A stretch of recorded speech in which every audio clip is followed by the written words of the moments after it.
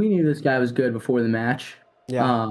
But we also knew that he gasses out pretty easily and takes a bunch of fake injury time. So that was my game plan, was just go out there and break him. Obviously, we'll see what happens, but that wasn't the plan. But a lot of times things don't go to plan. So And this is your first time. I guess you wrestled Pan Ams, but aside from Pan Ams, this is the only other time you've wrestled a foreigner. yeah, and obviously Pan Am's was a little different. Yeah. I didn't get scored on at Pan Am's. Quick single. So first of all, beautiful shot. Yeah. Um, I've seen the kid's offense. He's very good. Probably, definitely, he's got better offense than I do, and probably technically better. But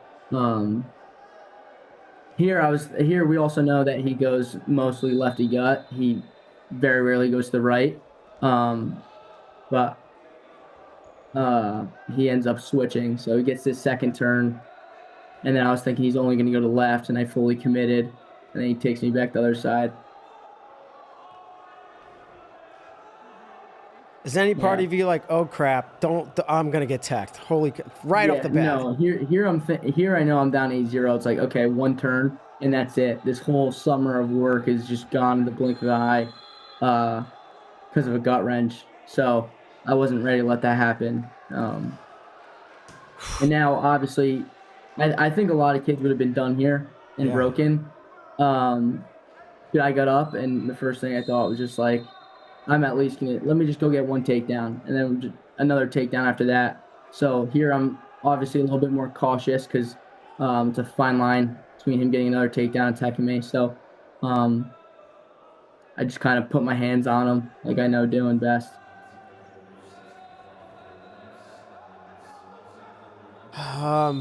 Man, do you feel a little bit settled in now? We're halfway through the period, or is it still kind of on pins and needles? No, I for me, as soon as the whistle blows, I feel kind of settled in. Sometimes I'm actually too settled in, I think, and I pressure in too hard off the rip and give up takedowns like that. But as you can see here, he's already kind of coming out of his stance, and me pulling on his head is already getting to him. And I felt that if you see Ray in the corner after I get my first takedown, he actually signifies over to me that he's broken, which I think is pretty funny because not many people would have known that but me and him. You know what I mean? Because the scoreboard still says 8-2. Yeah. But as you're talking through it, I can kind of almost see his body language. Yeah, look at him. Ray does the little this over there in the corner. Because he was up 8-0, and he's like, I'm going to ice this real quick and get rid of this guy. And then you came back and started fighting with him here. Yeah. And it's all of a sudden not so easy.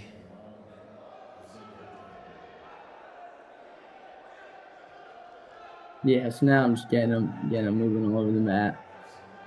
This is where I kind of felt like it was my match. I go limp leg a lot. I did that a lot at the World Team Trials, do that a lot during the season. I actually slightly tore my MCL right there. Oh, no. I'm going to go limp leg. So I walked over the corner and told Ray, and he just was like, dude, don't even say that. Just go back out there and forget about it. But later on in the tournament, I had to be careful of that and try not to put myself in a limp leg again, or trick knee again. Yeah, well, seems like it all worked out. Yeah. So it's still 8-2. Do you remember what Zach said? He just said, just keep at him. I mean, just pressure into him. I mean, you push into him enough, he's going to have to fire off a shot, or else he's going to get pushed out of bounds or get put on the clock. So, here's what you were talking about too. This fake timeouts. Yeah, so I know a lot of people from Turkey think I was being disrespectful, but I would never do this to somebody that's actually hurt. It's just convenient or ironic that he does it every single match he wrestles. And every single time he's holding something else in his body. So we know what he's doing. So for me, just that kills my momentum, and that's not what I want, obviously. Dude, it's fun watching this now and hearing your perspective, knowing that this kid's toast. He is not, you're still in a big hole. Yeah, I mean, even that takedown, I posted. He didn't even get to move his foot back. I actually stepped on his toes a little bit. It was like a radar single. And now I'm just feeling more confident than ever. Snap. Yeah, So at this point, do you think you're going to win? You just figure you got to keep beating him up? yeah, yeah.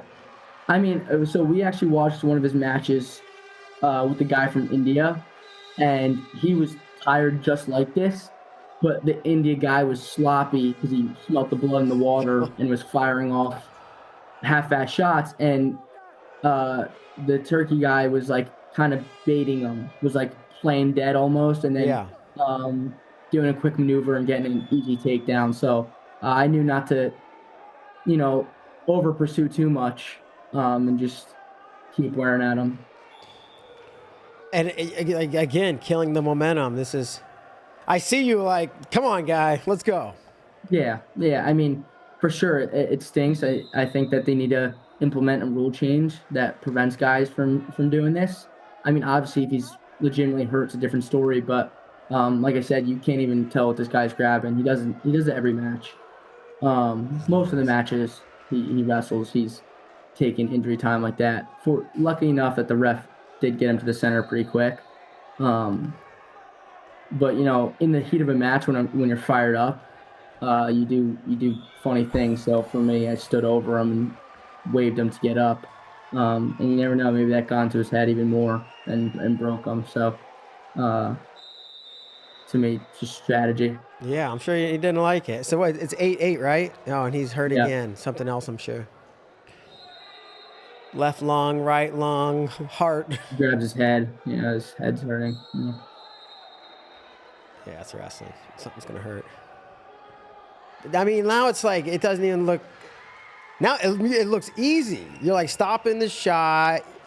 It looks, anyways, like you're easily countering and circling behind and whatnot. Yeah, no. At this point, I was aiming tech. At this point, I knew I had the match won. Uh, you'll see him get back to the center too. He Now it's the right thigh, and yeah. this is.